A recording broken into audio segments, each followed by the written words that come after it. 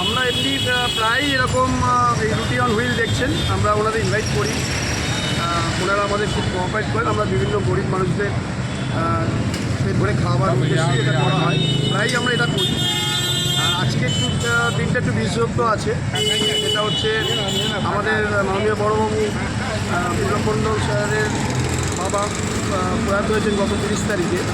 তো ওই স্বর্গীয় মোহনীমোহন মণ্ডলের স্মৃতির উদ্দেশ্যে তার স্বর্গীয় আত্মার মানে শান্তি কামনার উদ্দেশ্যে আজ আমরা এই রুটি অন হুইলটা করেছি। বিভিন্ন গরিব মানুষকে দৈত্যনারায়ণ সেবা করছি, ওনারা যাতে পেট ভরে খাক, ওনারা আশীর্বাদ করুন, ওনারা আত্মার যেন শান্তি কামনা স্বর্গত, এই উদ্দেশ্যে আমরা এটা করি।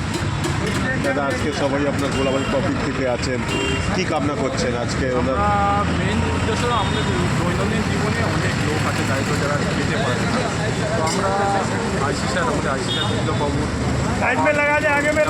সামনাকাঙ্ক্ষী এই গরিব মানুষদের খাওয়ানোর এই ব্যবস্থা নেওয়া হয়েছে, যাতে এরা অন্তত খেতে পারে। অনেক সময় আছে এরা হয়তো একক খেতে পারে না, সেটা যাতে খেতে পায় সেই জন্যই আমরা এই আয়োজনটা করেছি, যাতে এরা খাওয়া করে একটু মন বড় আত্মার শান্তি কামনা অভুক্তকে খাবার দেওয়া সবচেয়ে বড় কাজ আমরা বলে বড়, সেই জন্যই আমরা এই আয়োজনটা করেছি।